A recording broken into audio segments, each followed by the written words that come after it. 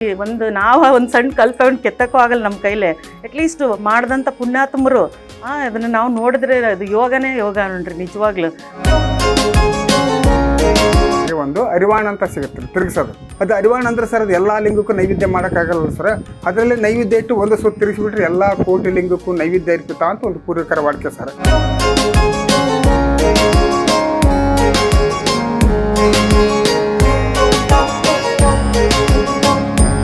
ಕೊಪ್ಪಳ ಜಿಲ್ಲೆಯ ಕುಷ್ಟಗಿ ತಾಲೂಕಿನ ಪುರ ಗ್ರಾಮದಲ್ಲಿರುವ ಸೋಮನಾಥ ದೇವಾಲಯ 1 ಕೋಟಿ ಶಿವಲಿಂಗಗಳ ಸಂಗಮ. ಇಲ್ಲಿ ಸಾಕಷ್ಟು ಶಾಸನಗಳಿವೆ, ಕಲಾತ್ಮಕ ಕೆತ್ತನೆಗಳಿವೆ. ಜೀರ್ಣೋದ್ಧಾರವಿಲ್ಲದೆ ಕ್ರಮೇಣ ಶಿವಲಿಂಗಗಳು ವಿರೂಪಗೊಂಡು ಮೂಲ ಸ್ವರೂಪ ಕಳೆದುಕೊಳ್ಳುತ್ತಿವೆ. ಪ್ರತಿ ವರ್ಷ ಶಿವರಾತ್ರಿಯಂದು ನಡೆಯುವ ವಿಶೇಷ ಪೂಜೆ ಹಾಗೂ ಸೋಮನಾಥ ದೇವರ ರಥೋತ್ಸವಕ್ಕೆ ಅಪಾರ ಸಂಖ್ಯೆಯಲ್ಲಿ ಭಕ್ತರು ನೆರೆದಿರುತ್ತಾರೆ.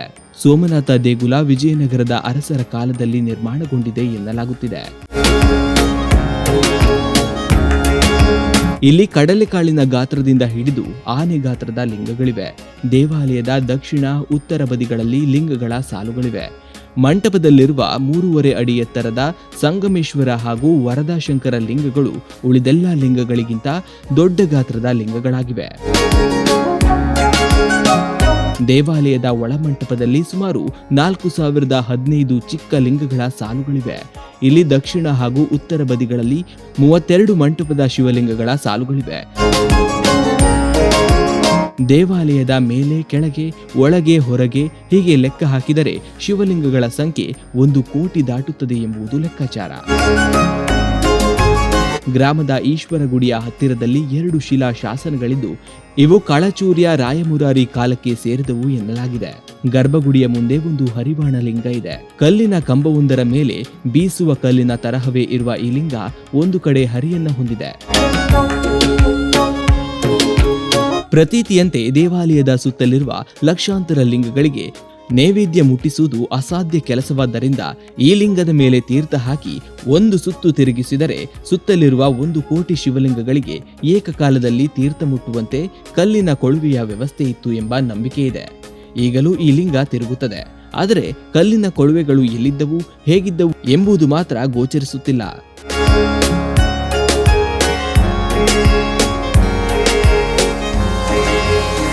ಫಸ್ಟು ನಾವು ಈ ದೇವಸ್ಥಾನದಲ್ಲಿ ಮಹಾದ್ವಾರದಿಂದ ಒಳಗೆ ಹೋಗ್ಬೇಕಾದ್ರೆ 4 ಫೀಟ್ ಡೀಪಲ್ಲಿ ಕೆಳಗಡೆ ಇಳ್ತೀವಿ. ಕೆಳಗಡೆ ಇಳಿದು ಒಂದು ಚಿಕ್ಕದಾದ ಬಾಗಿಲಲ್ಲಿ ಒಳಗಡೆ ಹೋಗೋ ಮುಂಚೆ ನಮಗೆ ಬಲಗಡೆ ಒಂದು ಶಾಸನ ಸಿಗುತ್ತೆ ಸರ್. ಆ ಶಾಸನದಲ್ಲಿ 14ನೇ ಶತಮಾನ ಅಂತ ಕೆತ್ತನೆ ಮಾಡಿದ್ದಾರೆ ಸರ್. 1419 ಇಸ್ವಿ ಅಂದರೆ ವಿಜಯನಗರ ಸಾಮ್ರಾಜ್ಯ ಕೃಷ್ಣದೇವರಾಯ ಅಂತ ಈಗ ನಮಗೆ ಪ್ರೆಸೆಂಟ್ ಗೊತ್ತಾಗ್ಬಿಡುತ್ತೆ ಸರ್. ಇನ್ನು ಕೆಲವು ಜನ ಪೂರ್ವಿಕರು ಒಳಗೆ ದೇವಸ್ಥಾನ ಒಳಗಡೆ ಕೆತ್ತನೆ ನೋಡಿ ಇಲ್ಲ ಇದು ಚಾಲುಕ್ಯರ ವೈಸಳದಲ್ಲಿ ಸ್ಥಾಪನೆ ಆಗಿದೆ, 14ನೇ ಶತಮಾನದಲ್ಲಿ ಜೀರ್ಣೋದ್ಧಾರ ಆಗಿದೆ ಅಂತ ಒಂದು ಪೂರ್ವಿಕರ ವಾಡಿಕೆ ಸರ್. ನಮಗೆ ನಿಖರವಾದ ಮಾಹಿತಿ ಅಂದರೆ ಆ ಶಾಸನ ಆಧಾರಿತ ಅಂದರೆ 14ನೇ ಶತಮಾನ ಅಂತ. ಅದಕ್ಕಿಂತ ಪೂರ್ವದಲ್ಲಿ ಇಲ್ಲೊಂದು ನಮ್ಮ ಮುಜರಾಯಿ ಇಲಾಖೆ ಒಂದು ಹಾಕ್ಯಾರ ಸರ್, 12ನೇ ಶತಮಾನ ಅಂತ ಅವ್ರು ಹಾಕಿದ್ದಾರೆ. ಈ ಶಾಸನದಲ್ಲಿ 14ನೇ ಶತಮಾನ ಅಂತ ಇದೆ. ಹಿಂಗಾಗಿ ಇದು ಕೋಟಿ ಲಿಂಗ ಅಂದರೆ ಸರ್ ಫಸ್ಟ್ ನಾವು ಈ ದೇವಸ್ಥಾನದಲ್ಲಿ ಹೋಗ್ಬೇಕಾದ್ರೆ ತೆಗ್ಗೆ ಬಗ್ಗೆನೇ ಹೋಗ್ಬೇಕು. ಫಸ್ಟ್ ನಾವು 4 ಫೀಟ್ ಡೀಪಲ್ಲಿ ದೇವಸ್ಥಾನ ಒಳಗಡೆ ಹೋಗ್ಬೇಕು. ಚಿಕ್ಕದಾದ ಬಾಗಿಲಲ್ಲಿ ಒಳಗಡೆ ಹೋಗ್ಬೇಕಾದ್ರೆ ಫಸ್ಟ್ ನಮಗೆ ದೇವಸ್ಥಾನ ಒಳಗಡೆ ಹೋಗ್ಬೇಕಾದ್ರೆ ನಾವು ತಲೆ ಬಗ್ಗಿದಾಗ ನಮಗೆ ಗೊತ್ತಿಲ್ಲದಂಗೆ ಪಾರ್ವತಿ, ಪರಮೇಶ್ವರ, ಷಣ್ಮುಗ, ವಿನಾಯಕ, ಪರಮೇಶ್ವರನ ಪರಿವಾರನೇ ನಮಗೆ ದರ್ಶನ ಆಗುತ್ತೆ. ಹಾಗೆ ನಾವು ಒಳಗಡೆ ಹೋದಾಗ ಮತ್ತೆ ನಮಗೆ ಎಡಗಡೆ ತಿರುಗಿದ್ರೆ ಒಂದು 3 ಕಾಲಿನ ಮಂಚ ಬರ್ತದೆ ಸರ್. ಆ 3 ಕಾಲಿನ ಮಂಚ ಅಂದರೆ ಅದ್ರ ಮೇಲೆ ಬಂದು ಆದಿಶೇಷ ವಾಸ ಮಾಡ್ತಾನೆ ಅಂತ ಒಂದು ಪೂರ್ವಿಕರ ವಾಡಿಕೆ ಸರ್. ಕೋಟಿಲಿಂಗ ಅಂದರೆ ಪರಮೇಶ್ವರ ಕತ್ತಲ್ಲಿ ಆದಿಶೇಷ ಇರ್ತಾನೆ, ಆತನಿಗೆ ಒಂದು ಬೇರೆ ಸ್ಥಾನ ಅಂತ 3 ಕಾಲು ಮಂಚ ಸ್ಥಾಪನೆ ಮಾಡಿದ್ದಾರೆ ಸರ್. ಇನ್ನು ಎಡಗಡೆ ತಿರುಗಿದ್ರೆ ಚತುರ್ಮುಖ ಬಸವಣ್ಣ ಬರ್ತೀರಿ. ಚತುರ್ಮುಖ ಬಸವಣ್ಣ ಅಂದರೆ ಎಲ್ಲ ಕೋಟಿಲಿಂಗ ಮುಂದೆ ಬಸವಣ್ಣ ಸ್ಥಾಪನೆ ಮಾಡೋಕ್ಕಾಗಲ್ವಲ್ಲ ಸರ್. ದೇವಸ್ಥಾನ ಮಧ್ಯದಲ್ಲಿ 4 ದಿಕ್ಕಿಗೂ ಚತುರ್ಮುಖ ಬಸವಣ್ಣ ಅಂತ ಸ್ಥಾಪನೆ ಮಾಡಿದ್ದಾರೆ ಸರ್. ಅಲ್ಲಿಂದ ಕೋಟಿಲಿಂಗ ಸ್ಟಾರ್ಟ್ ಸರ್. ಆ ಚತುರ್ಮುಖ ಬಸವಣ್ಣ ಹತ್ರ ನಮಗೊಂದು 3-4 ದೇವರ ದರ್ಶನ ಆಗ್ತಾರೆ ಸರ್. ಚತುರ್ಮುಖ ಬಸವಣ್ಣದ ಎದುರುಗಡೆ ಹಂಪಿ ಪಂಪಾಪತಿ ಲಿಂಗ, ಸೊಲ್ಲಾಪುರ ಸಿದ್ದರಾಮೇಶ್ವರ, ಮೈಸಾಸುರಮರ್ದಿನಿ, ಚಾಮುಂಡೇಶ್ವರಿ ಈ ಥರ ಎಲ್ಲ ದೇವರನ್ನು ಪ್ರತಿಷ್ಠಾಪನೆ ಮಾಡಿದ್ದಾರೆ ಸರ್. ನಾವು ಪ್ರಥಮವಾಗಿ ಚತುರ್ಮುಖ ಬಸವಣ್ಣನಿಂದ ಒಂದು ರೌಂಡ್ ಲಿಂಗು ಪ್ರದಕ್ಷಿಣೆ ಹೋಗ್ತೀವಿ ಸರ್. ಲಿಂಗು ಪ್ರದಕ್ಷಿಣೆ ಹೋಗೋ ಮುಂಚೆ ಇಲ್ಲಿ ಏನಂದ್ರೆ ಒಂದು ಇತಿಹಾಸ ಏನಿದೆ ಅಂದ್ರೆ ಸರ್, ಈ ದೇವಸ್ಥಾನದಲ್ಲಿ 7 ಬಾವಿ 7 ಆಂಜನೇಯ ಸ್ವಾಮಿ ನೋಡಿದರೆ ಕೈಲಾಸ ವಾಸ, ಮುಕ್ತಿ, ಪರಮೇಶ್ವರನ ದರ್ಶನ ಅಂತ ಒಂದು ಪೂರ್ವಿಕರ ವಾಡಿಕೆ ಸರ್. ನಾವು ಇವಾಗಲೂ ದೇವಸ್ಥಾನ ಸುತ್ತ ಪ್ರದಕ್ಷಿಣೆ ಹಾಕಿದ್ರೆ ನಮಗೆ 4 ಬಾವಿ ಕಾಣ್ತಾವ್ರಿ, ಬಂದಂಥ ಭಕ್ತರಿಗೆ 4 ಬಾವಿ ಕಾಣ್ತಾವ್ರಿ. ಅದು ಹಿಂದಕ್ಕೆ ಆ ಘಟನೆ ಶಿವಶರಣರಿಗೆ ನಡೆದಿರ್ಬೋದು ಅಂತ ಒಂದು ಪೂರ್ವಿಕರ ಉಲ್ಲೇಖನ ಸರ್ ಅದು. ಈಗ ಪ್ರಥಮವಾಗಿ ಚತುರ್ಮುಖ ಬಸವಣ್ಣನಿಂದ ಕೋಟಿ ಲಿಂಗ ದರ್ಶನಕ್ಕೆ ಹೋಗ್ಬೇಕಾದ್ರೆ ಒಂದು ಲಿಂಗದಲ್ಲಿ 51, 101, 1001 ಈ ಥರ ರುದ್ರಾಕ್ಷಿ ಕಂಡಂಗೆ ಕೆತ್ತನೆ ಮಾಡಿದ್ದಾರೆ ಸರ್.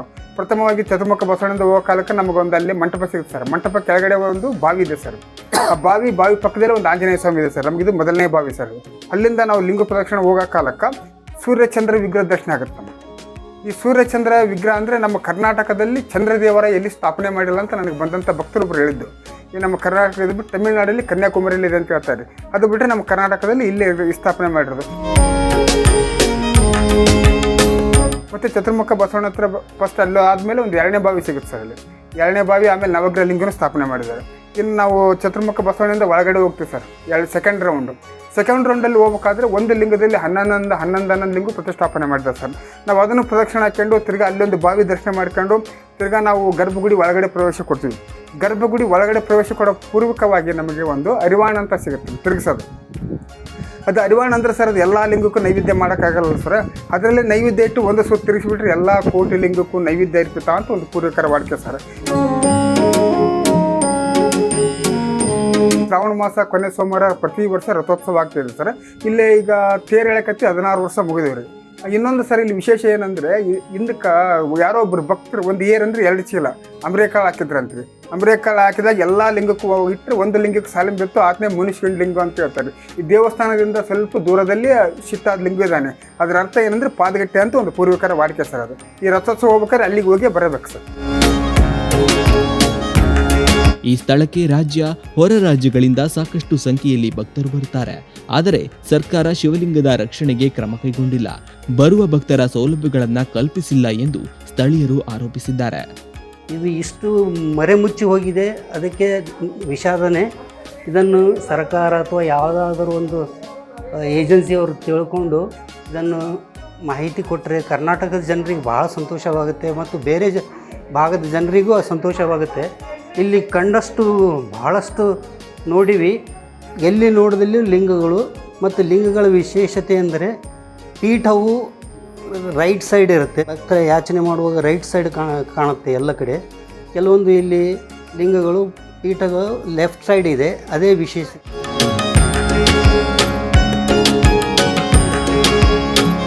ನಾನು ಚಿಕ್ಕ ವಯಸ್ಸಿನಿಂದ ಕೇಳಿದ್ದೆ, ಪುರ ಅಂದರೆ ಕೋಟಿ ಲಿಂಗ ಇದೆ ಎಲ್ಲ, ಅದ್ರ ಬಗ್ಗೆ ತುಂಬ ವಿವರಣೆ ಕೇಳಿದ್ದೆ. ಆದರೆ ಬರಬೇಕಂತ ಇದ್ದೆ, ಯೋಗ ಬಂದಿರಲಿಲ್ಲ.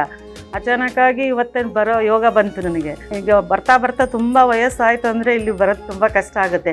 ಅದಕ್ಕೆ ಕೈಕಾಲು ಗಟ್ಟಿ ಇದ್ದಾಗೆ, ಚಿಕ್ಕವರಿದ್ದಾಗೆ ಬಂದು ಹೋಗಿಬಿಡ್ರಿ. ಯಾಕಂದರೆ ಈಗ ನೋಡೋದಕ್ಕೆ ಕಣ್ಣು ಸಾಲದು. ಒಂದೊಂದು ಲಿಂಗದ ಪೀಠದ ಮೇಲೆ ಅಲ್ಲಿ ಒಬ್ಬರು ಹುಡುಗ ಬಂದಿದ್ರು, ಎಣಿಸಿದ್ರು 301 ಚಿಕ್ಕ ಲಿಂಗಗಳು ಅದ್ರ ಮೇಲೆ. ಅದ್ಭುತ ಅನ್ನಿಸ್ಬಿಡ್ತು ನನಗೆ. ಅಲ್ಲ ಅದು ಕೆತ್ತನೆ ಯಾವ ಥರ ಮಾಡಿರ್ಬೇಡ, ಆಗಿನ ಕಾಲದಲ್ಲಿ ಏನು ಟೆಕ್ನಾಲಜೀಸ್ ಏನಿರಲ್ಲ ಆ ಟೈಮಲ್ಲಿ. ನೋಡಿರಿ, ನಾವು ಒಂದು ಸಣ್ಣ ಕಲ್ಲು ತಗೊಂಡು ಕೆತ್ತಕ್ಕೂ ಆಗಲ್ಲ ನಮ್ಮ ಕೈಲೇ. ಅಟ್ಲೀಸ್ಟ್ ಮಾಡಿದಂಥ ಪುಣ್ಯಾತ್ಮರು ಅದನ್ನು ನಾವು ನೋಡಿದ್ರೆ ಅದು ಯೋಗನೇ ಯೋಗ ನೋಡ್ರಿ ನಿಜವಾಗ್ಲೂ. ಭಾಳ ಜನಕ್ಕೆ ಇದ್ರ ಬಗ್ಗೆ ಮಾಹಿತಿ ಇಲ್ಲ ಆ ಕಡೆ ಸೈಡು. ಯಾಕಂದರೆ ಇದು ಉತ್ತರ ಕರ್ನಾಟಕ ಆಗಿಬಿಡುತ್ತೆ. ದಕ್ಷಿಣ ಕರ್ನಾಟಕ ಕಡೆಯವರಿಗೆ ಭಾಳಷ್ಟು ಮಾಹಿತಿ ಇಲ್ಲ. ಮಧ್ಯ ಕರ್ನಾಟಕದವ್ರಿಗೆ ಸ್ವಲ್ಪ ಗೊತ್ತಾಗುತ್ತೆ, ಆದರೆ ದಕ್ಷಿಣ ಕರ್ನಾಟಕದವ್ರಿಗೆ ಸ್ವಲ್ಪ ಮಾಹಿತಿ ಇಲ್ಲ. ಉತ್ತರ ಕರ್ನಾಟಕದಲ್ಲಿ ತುಂಬ ಒಳ್ಳೊಳ್ಳೆ ತೀರ್ಥಕ್ಷೇತ್ರಗಳು, ಸ್ಥಳ ಎಲ್ಲ ಇದೆ. ಅದನ್ನು ನೋಡಬೇಕು, ಎಲ್ಲರೂ ನೋಡಬೇಕು, ಧನ್ಯರಾಗಬೇಕು.